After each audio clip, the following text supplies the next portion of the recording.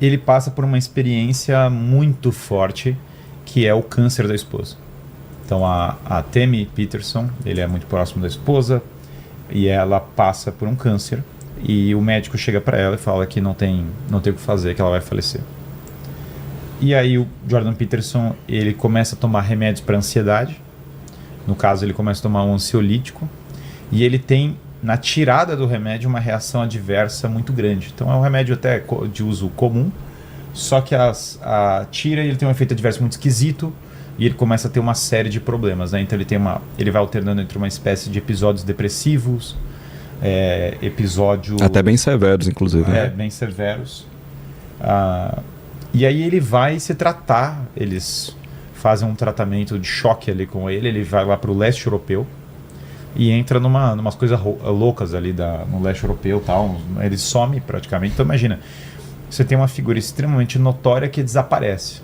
O cara some do debate público, some de tudo, e tá lá na Rússia, aparece de vez em quando uma imagem dele muito, muito exótica, assim, tal. E a esposa dele, a Tammy, ela se cura do câncer de uma maneira, ou tem uma remissão do câncer de uma maneira... Curar não é o termo exatamente, mas uma remissão, né? De uma maneira muito curiosa. Ela atribui muito da melhora dela ao terço. Ela conhece um grupo de pessoas católicas próximas ali da Universidade de Toronto, e ela tem essa amiga que reza o terço com ela. Fala assim, olha... Não, e um detalhe muito curioso do Jordan Peterson. Ele não era uma pessoa religiosa, pelo contrário, uma pessoa afastada de qualquer crença religiosa. Mas claro, ele era muito fã de Nietzsche, não era hostil à religião, mas ele era uma pessoa que pensava muito sempre em termos de ciência evolutiva, Nietzsche, etc. Ele abre o capítulo aqui falando da questão da lagosta, né? E explicando um processo psicológico humano a partir da ciência evolutiva e de como a lagosta reage. Então, assim, uma pegada bem materialista. E que não necessariamente ele rejeita essa pesquisa, mas é curioso, sempre ele pensava do ponto de vista material. E aí a Tammy começa a rezar com essa amiga o terço e começa a remissão do câncer dela, uma coisa que não era esperada, que o médico fica extremamente surpreso. E aí aquilo impacta ele de uma maneira muito grande, né? E ajuda no processo de melhora dele brutalmente, porque a esposa puxa ele, inclusive ela tá indo com ele, o último tour que ele fez, passou pelo Brasil. Até o nome do tour era He Who Wrestles with God, né? Aquele que luta com Deus, né? Porque que faz referência, né? Inclusive ao trecho da Bíblia que há esse momento de luta com o anjo, né? Jacó luta com o anjo. Jacó lutando com o anjo, e Jacó fica marcado, né? Ele fica manco, ele é marcado por essa luta, né? Ele fica ferido até o final da vida, né? Fica ferido até o final da vida, que é muito dessa experiência simbólica da nossa vida. Nós vivemos uma vida de conflito, nós não temos uma vida de paz, né? O Jordan Peterson, uma das coisas que ele enfatiza muito é o sofrimento, a necessidade de você passar pelo sofrimento. E aí ele começa a melhorar, então, com várias dificuldades. Por exemplo, ele conta num dos episódios que o dia dele está começando 10 da manhã. Porque até ele conseguir engatar no dia e tal, até ele conseguir se situar, começar a ser produtivo, já era 10 da manhã. Você imagina, o cara tá, sei lá, acordando às 7 da manhã, e aí 3 horas para ele começar a engatar. Mas ele aparece, ele chora, muito grato, inclusive. A esposa foi nesse tour com ele, ela vai levando o terço nos lugares, uma coisa assim bem, bem chocante, muito fora. Eu até gravei um vídeo, é muito engraçado, né? Eu gravei um vídeo bem cedo quando o Jordan Peterson estava tendo essas crises, e eu gravei um vídeo chamado A Conversão de Jordan Peterson, meio interrogação. E aí na época até apareceu uma comunidade do Jordan Peterson para me xingar, falando, o Guilherme tá propagando aqui mentiras e tal, porque o cara é secular, não existe nenhuma possibilidade. Os caras me mandaram até no texto, não existe a menor possibilidade do Jordan Peterson se converter. E aí eu falei, olha... eu acho que essa é uma das afirmações mais ousadas que alguém pode fazer sobre outra pessoa. E aí eu falei, olha... por que eu discordo disso? Até falei pro pessoal da comunidade que me falou. Primeiro porque já na época, já tempos atrás, uma das maiores influências dele já era Dostoiévski, Solzhenitsyn, esses grandes russos que lidavam com o sofrimento. Eu sou um grande fã dos dois também.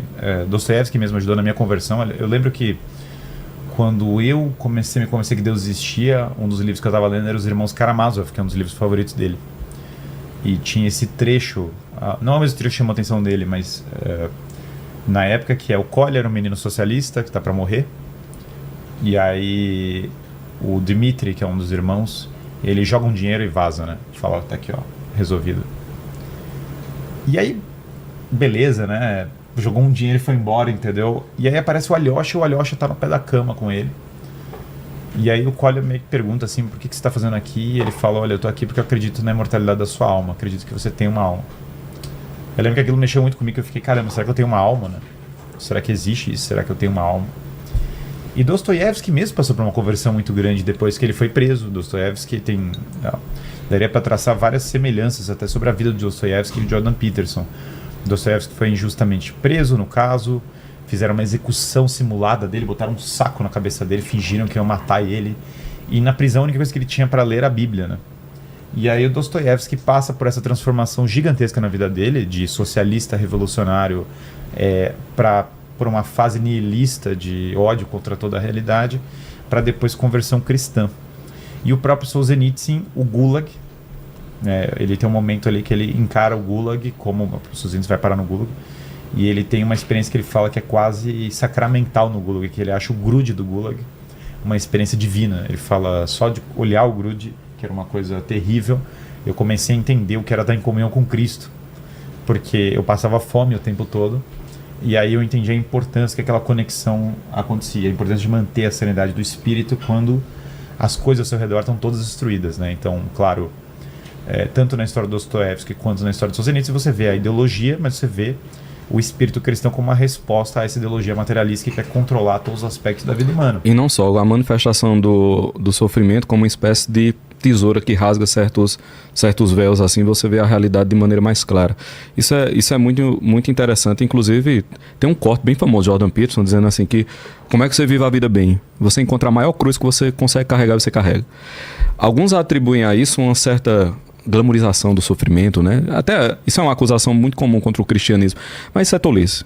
Não é bem assim que funciona, porque veja, bora lá, Vilela, quais foram os episódios da tua vida que tu mais aprendeu assim, foi, porra, depois disso aqui eu virei mais gente do que eu era antes?